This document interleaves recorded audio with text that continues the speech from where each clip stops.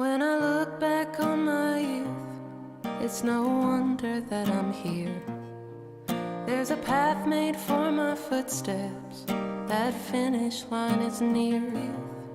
Though the years are passing quickly, I believe I'm on my way.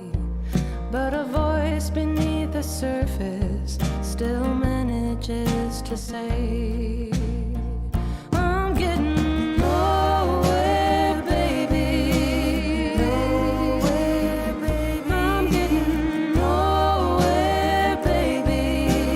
Nowhere. I'm getting nowhere, baby. Nowhere, baby. I'm getting nowhere.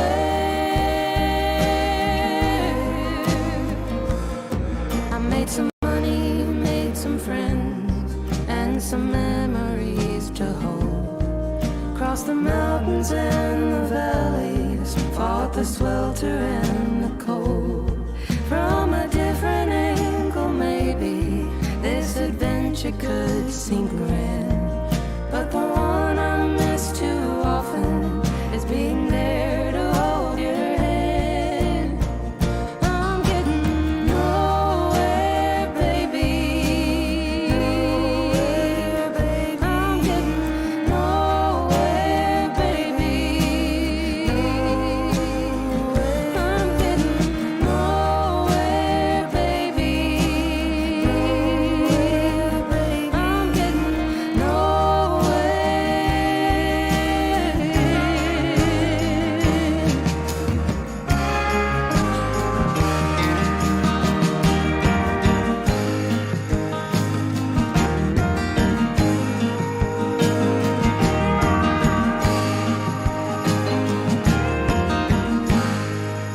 I'm slowing down, but I'm not quitting. I'm looking hard and stepping back. But I will finish what I started. I will keep my suitcase packed. I'm just weary of the working, trading songs for fickle love.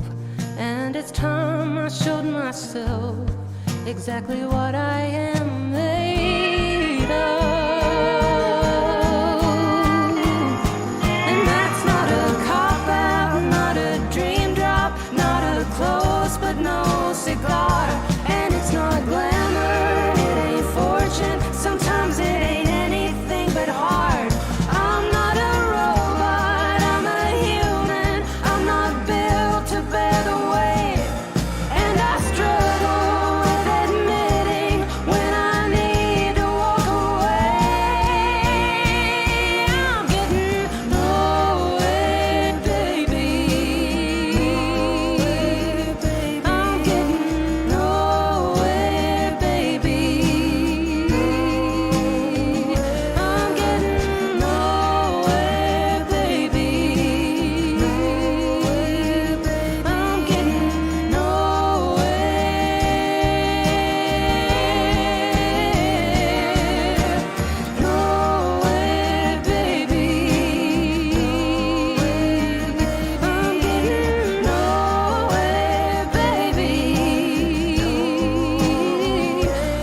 getting nowhere, baby.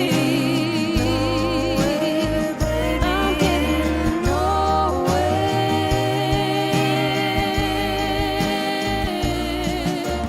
nowhere, baby. I'm getting nowhere.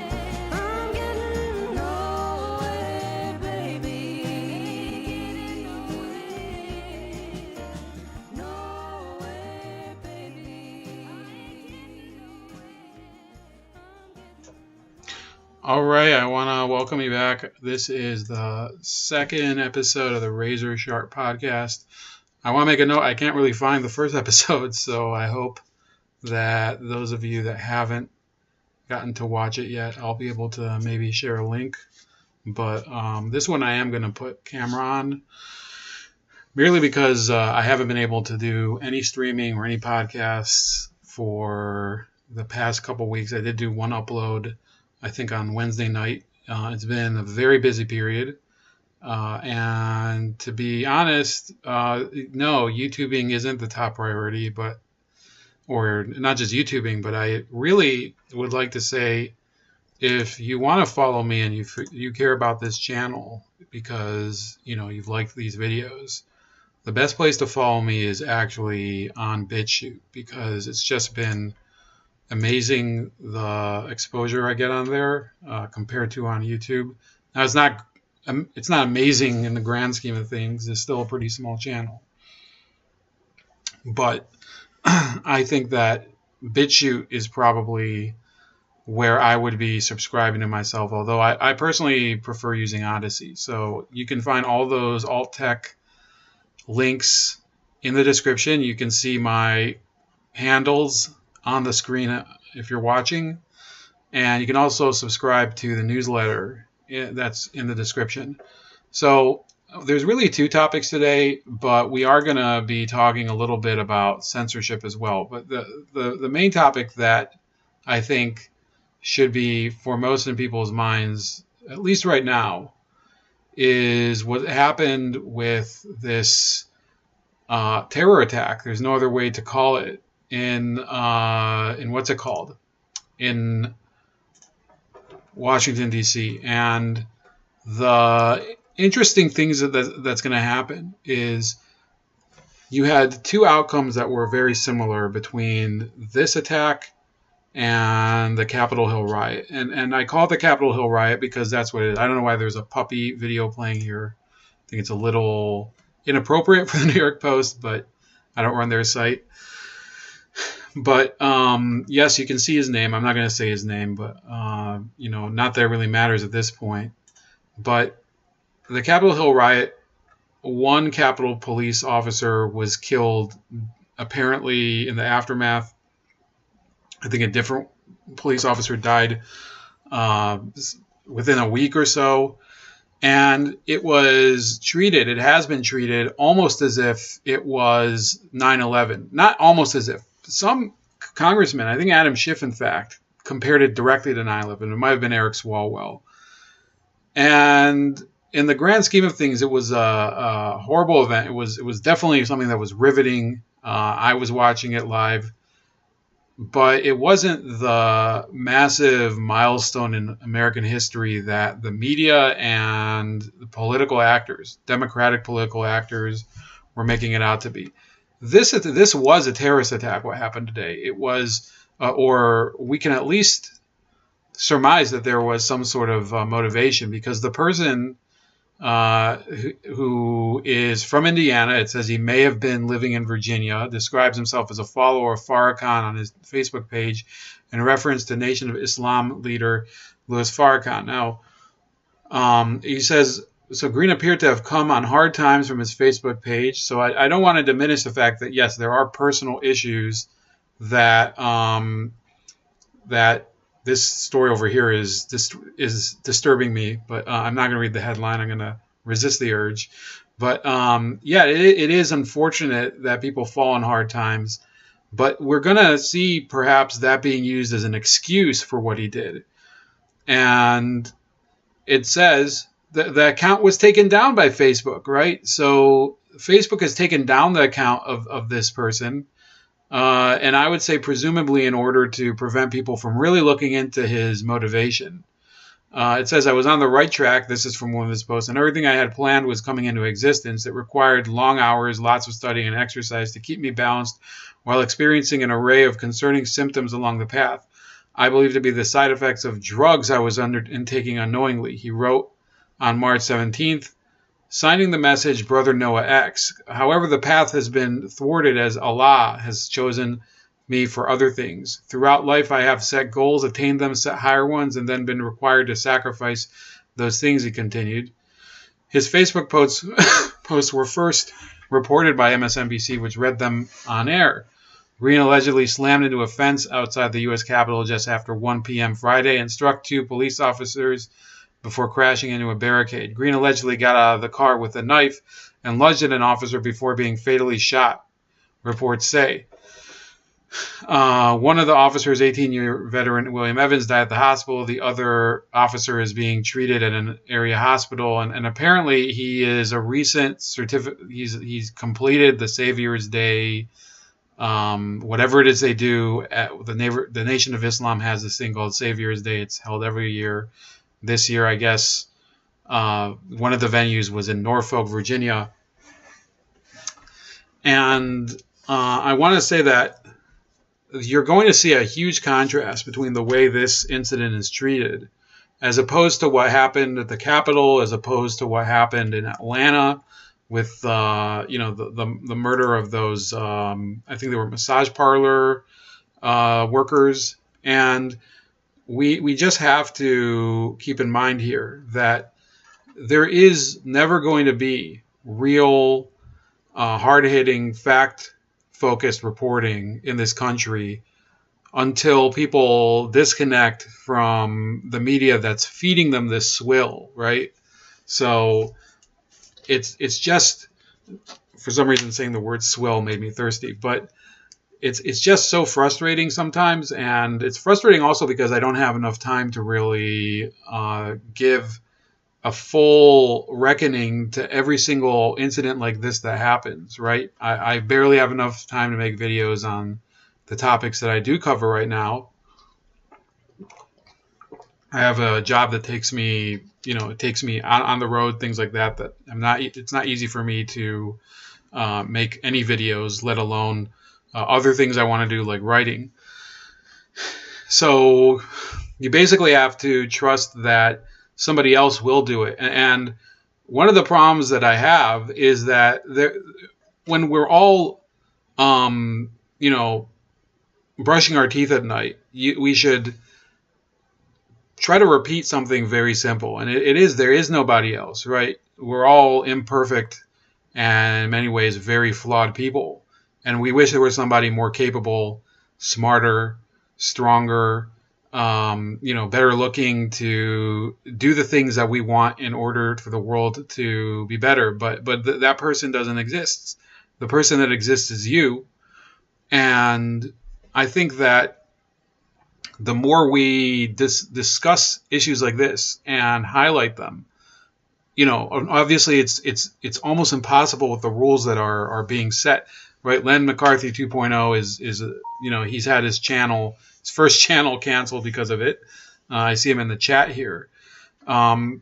It's just been very frustrating over this month because we've had 3 separate. Now it's April, so this is a new month. But since the beginning of March, there have been 2 other incidents specifically that attracted major public attention.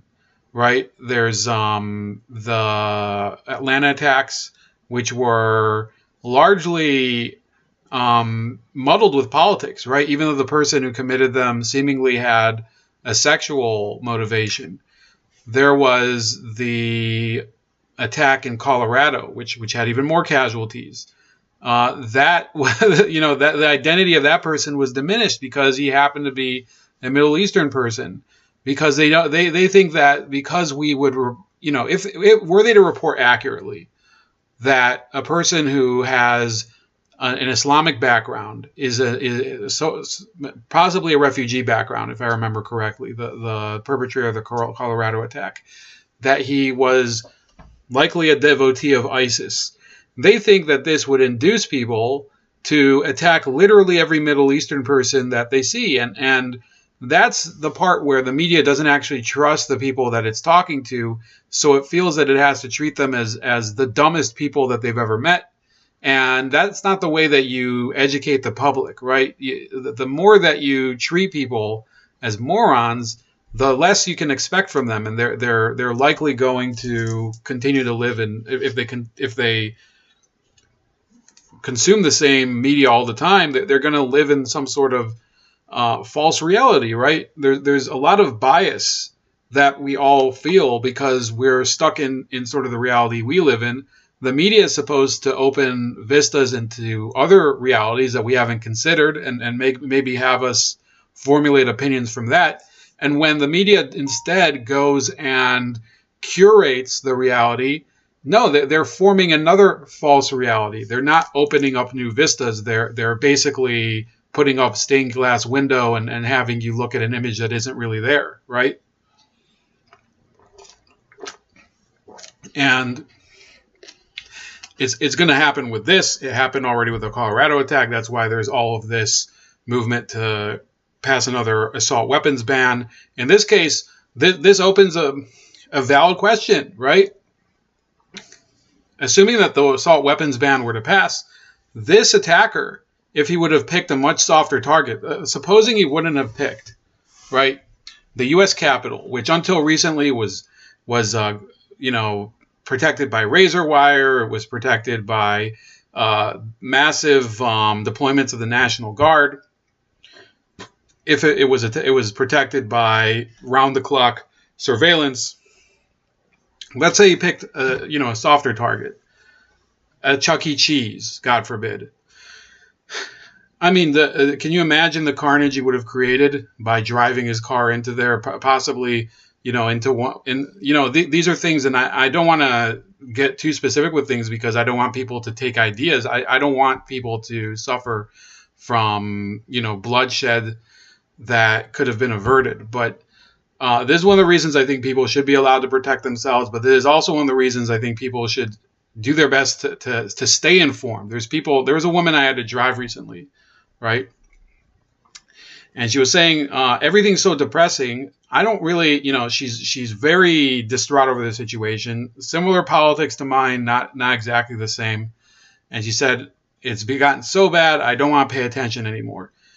And this lady is well past the age where, she's well past the age where she can look forward to many more years. But, it's a common desire by people to tune out, step away, not engage with it. And unfortunately, it's a mirage because these issues follow you.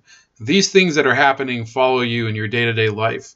And you can try to cloister yourself away, wrap yourself up in some sort of hobby or spirituality, or maybe binge on a show. And unfortunately, at some point, it could come back to hurt you, right? You could say, forget it. I'm not going to engage in this anymore. It's not really something, I've despaired of ever affecting anything.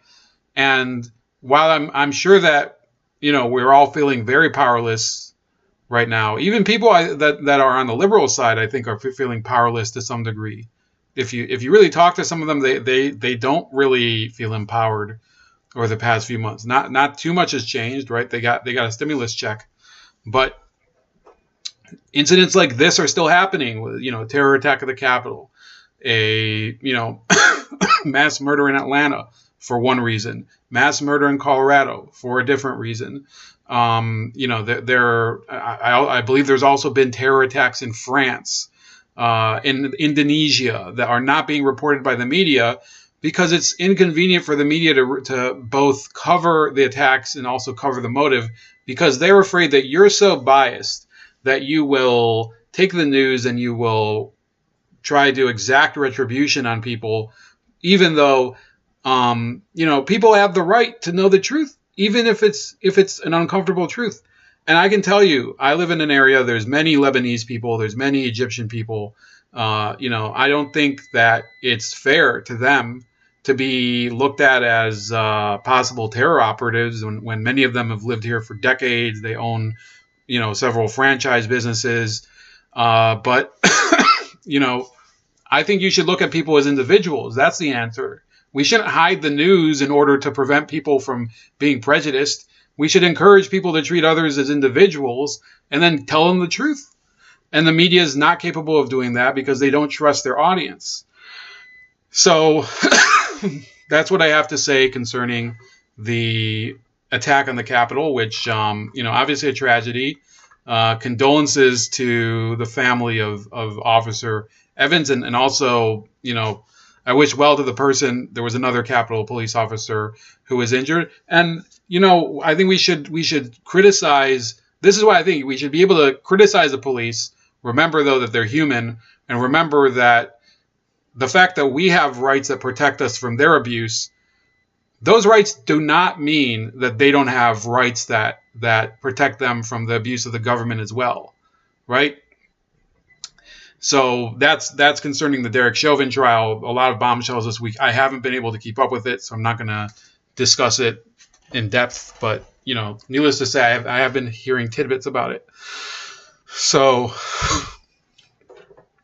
Chris says, I remember the UK bridge knife attacker stabbed a bunch of people before he was tackled. Yeah. And if I remember, the guy who tackled him had like a narwhal tusk or something.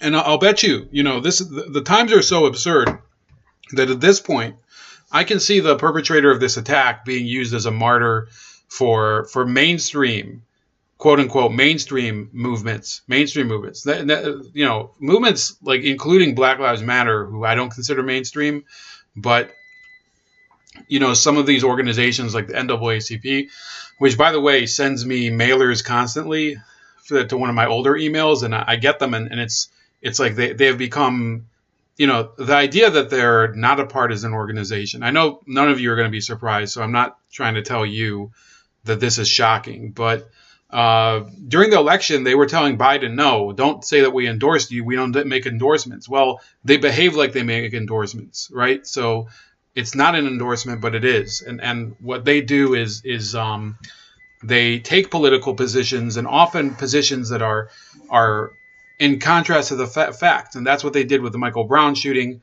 I would not be surprised if they do some sort of ridiculous, they take some sort of absurd stance concerning this, the NAACP even. Maybe they're not that dumb, but who knows at this point. A couple other issues. So I am one of these people. You might not be enamored of it, but I am telling you, I see that there's a few of you here on YouTube that still watch me. You're welcome to continue watching me on YouTube. But at the same time, I don't think that you should be continuing to use YouTube. I try to use it almost at a minimum, right? There's a few creators that I see really use YouTube like almost exclusively. Jimmy Dore, who is on the far left, but I still watch him. Anthony B. Logan, I think all of his videos are mostly on YouTube. He has a BitChute channel that he barely uses. People like that. Don't Walk, Run Productions. So I watch YouTube only for a select few people who haven't left it yet. But the fact is that the time is going to come when there's and it's not like it's going to come instantly, but it's already been coming. That this company is saying, no, we don't want your opinion on this website. So Joe Rogan, and this is not YouTube, but Joe Rogan claims Spotify didn't want some podcast episodes, but he denies the censorship. Podcast host Joe Rogan recently denied facing any censorship at Spotify, despite some videos from his YouTube channel not being transferred to the streaming giant as part of a multi-million-dollar licensing deal announced in May 2020. A lot of people are like, they're telling Joe Rogan what he can and can't do. They're not, Rogan said last month in a podcast with stand-up comedian Fahim Anwar. Anytime anything gets big enough, there's going to be strings attached, Anwar said, to which Rogan responded, yeah, that's the criticism of me being on Spotify. Rogan said he agreed for episodes to be omitted, but future clips wouldn't be policed. But they don't give a fuck, man. They haven't given me a hard time at all. There were a few episodes they didn't want on their platform. I was like, okay, I don't care. But other than that, in terms of what I want to do in the future, the big test was having Alex Jones on. Alex Jones and Tim Dillon was like one of my favorite podcasts. Joe Rogan is telling sort of this lazy lie here. Did I say Alex Jones or Joe Rogan? Joe Rogan was telling a lazy lie, which is that, yes, they have been trying to censor me, even though I've been trying to keep it on the hush-hush and not talk about it. But that's the price I have to pay for, this convenient arrangement for me. Not just convenient, very lucrative arrangement for me. I get to do this, have all this fun, make all this money. And, basically I had to give some of this up. At this point in the culture, there's so much that it has been lost due to the tech companies and their tyrannical attempts to just control the conversation. That people are literally saying, yeah, this is the reality we live in. I'm just not going to try anything. I'm gonna play it cool, lay low as I can, and maybe they won't come for me. And I think that that's a mentality that's very hard to shake, because people know that they're jeopardizing projects that they've built long careers on, long lives on. But that's why I think it's a good time for you to check out the alt tech channels. It's a good time for you to check out BitChute, right? It's a good time for you to pay me on Subscribestar. It's a good time for you to check out Rumble. But even Alan Dershowitz, I think on Rumble, he claims that there was a video where he was censored for talking about vaccine mandates, right? YouTube takes down my debate about vaccinations with Robert F. Kennedy, right? So even Alan. So this is the symbol. This is why I think, people tell me that I talk too much about this, that it's like become a trope already, and I don't care. The fact is that we're living at a juncture in history where freedom of expression is under threat more than it ever has been in American history, right? Because of all the tools that people have gotten from the internet and from digital devices and all the other and very, all the, there's been a telecom revolution, something that the founding fathers could have never imagined, right?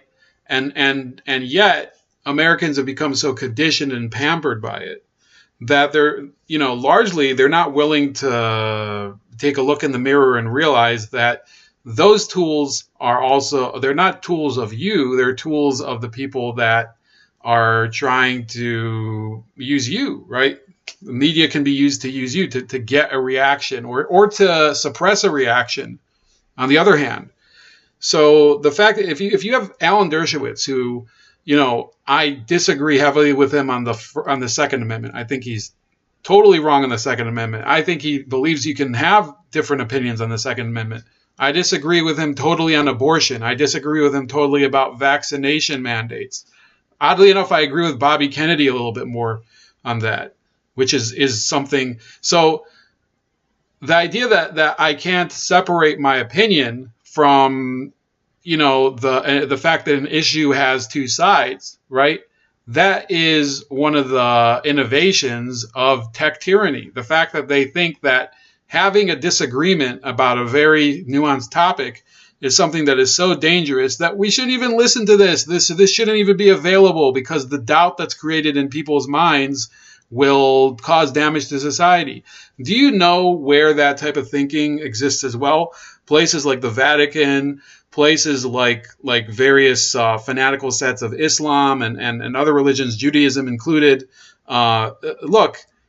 People have the right to question in a free society any sort of government mandate or opinion. People have the right to question the draft. And people were jailed for opposing the draft in World War I and several wars afterward, right? Because that's really what having a free society should be about. And in every generation, there is a major challenge to that liberty. And sometimes the system fails that challenge, and they do close the window on liberty and embrace a more tyrannical form of government. And inevitably, I think people realize, looking back years later, that it was not worth jailing people for opposing the draft, for opposing segregation, for trying to, there were the AIDS protests of the 80s, right? Things that were controversial, but you shouldn't jail people for things that are nonviolent and don't harm people. Julian Assange is an excellent, an ongoing issue, but it's been several years and people are just not responding to it. So the problem that we're seeing here is that people are becoming conditioned to this reality that no, our opinions are not ours to disseminate. So these tech companies, we just have to live with it and go along to get along. And MC, I'm not sure what you're saying you disagree with, but fine. You have to let go of this notion that YouTube is ever going to be your friend. I'm telling you, you can watch me here. I'm obviously still streaming here. I'm not doing it because it benefits me. This will go up on the other platforms. And I'm telling you, it's easy to predict. BitChute will have the most views, right? I don't know why the other platforms don't work as well, but you can see there is a growing movement to embrace alt tech because of what big tech is doing, and you should be a part of that, or else you're really complaining without having a directive of where you're going to go, a direction, I should say. Dershowitz also said with an evil smirk he helped start the mandatory mask thing, and yeah, I think he's dead wrong, and I would say personally morally wrong, even though I don't like to discuss moral judgments here, but ultimately he had a mask debate, he had at least I should say a vaccination debate with Bobby Kennedy, and he stands by this idea that we should be able to discuss these things. Even though he stands on the wrong side of an issue, according to me, according to most of you that watch this show. But YouTube took it down. So they took down a debate held by a person who holds the view that they support because they don't want the opposing view to be talked about. That's really where the problem is. It's not like the problem with Dershowitz is small compared to the problem of removing Dershowitz's conversations. And it's the same, by the way, on that topic, Dershowitz, Dershowitz and what's his name, Louis Farrakhan, it's a similar issue. I think Louis Farrakhan is one of the most loony idiots that's ever existed. He's a clown. He's a charlatan. Unfortunately, people believe him. People are calling for him to be banned from YouTube and Facebook because of anti-Semitism, because of his views on women sometimes, because of other things that he said. He's also said things, I think, about the Chinese in the past, the Chinese Americans, not about the Chinese government. And I say no. Unfortunately, I believe in freedom of speech, even for people that I think are ridiculous and reprehensible. So it's a hard line for me, and I think it should be a hard line for those of us that are seeking a more open society where information is traded openly. MC says, I agree with you about YouTube. This isn't what I disagree with. Freedom of speech is imperfect, however, and there are times that opposition does kill people, especially during war times. Right, but that has to be adjudicated. It has to be adjudicated case by case. I don't think that we can just say, no, you can't say that you should disobey the draft, go to prison, whatever, right? Ultimately, the U.S. did not gain tangibly from being involved in World War I. Now, I'm not saying that you should take that as every single war is unjustified, or if you do obey the draft, you're wrong, or whatever. But that's my stance, that you should be allowed to question those things. So the last topic before I close, Major League Baseball has officially agreed to move the All-Star Game out of Atlanta in response to Georgia enacting a new law restricting voting rights. So that's the way that they're presenting the story. But the fact is, from what I understand, a lot of the provisions in the Georgia voting bill are already law in several states, including Delaware and I believe California. And a bigger question, which I'll be trying to address in my upcoming newsletter, is what about, supposing you think that it's wrong to hold the All-Star Game in Atlanta, why are you holding any Major League Baseball games in Atlanta then? Why don't you just say that you're boycotting Georgia for the entire season, right? Why should they have baseball at all? I mean, go the whole hog, right? Go big or go home, as Lyle Alzado said, right? Sports reference, right? A lot of these journalists wouldn't understand that because they're not actual sports fans. This notion that you're going to take a courageous stand by removing the All-Star Game of all things from Atlanta. Look, I mean, the All-Star Game when I was a kid was a big deal because there was a lot of fan events. It was Home Run Derby was a huge thing. It had great ratings. Believe me, the All-Star Game and Major League Baseball need Atlanta more than Atlanta needs them, right? Atlanta is actually a thriving metropolis. People are moving there. Liberals are moving there. Conservatives are moving to Georgia. It's disturbing what happened during the election. Not going to get into it. I think that these laws and these new electoral changes are needed. It has nothing to do with Major League Baseball. And the fact that it's being mixed shows that they don't care about the fans. They don't care about the game. They don't care about any of it. They care about using those things in order to achieve political goals. And this idea that, we're trying to improve voting rights. Well, voting rights in Atlanta were certainly not limited in 2020 because even though it was a red state at the time,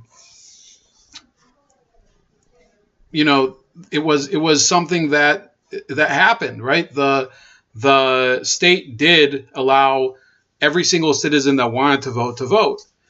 And now they're complaining because the procedure has changed. So you just have to adjust to the procedure. And the procedure does not discriminate unduly against certain people of one stream or another. So to be clear, by punishing Atlanta, you have to realize they are the most popular team in the Southeast. You also have a lot of the other more popular teams are in conservative states, so it is going to be a disaster. So that's it. I'm probably going to go into it next week a little bit more in depth. But thank you for joining me, and we'll talk again later. First of all, happy Easter for those of you that celebrate Easter. Have a happy Passover for those of you that celebrate Passover, and I'll talk to you later. Remember to subscribe to the newsletter and all of the different platforms in the description, and I'll talk to you later.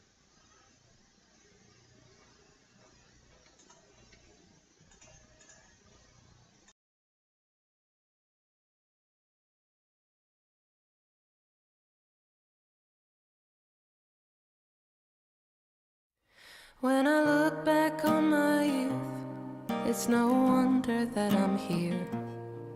There's a path made for my footsteps, that finish line is near. Though the years are passing quickly, I believe I'm on my way. But a voice beneath the surface still manages to say, I'm getting nowhere, baby. Nowhere, baby. I'm getting nowhere, baby. Nowhere. I'm getting nowhere, baby. Nowhere, baby. I'm getting nowhere.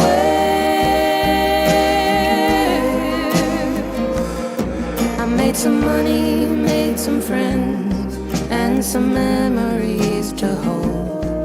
Crossed the mountains and the valleys, fought the swelter and the cold. From a different angle, maybe this adventure could seem grand.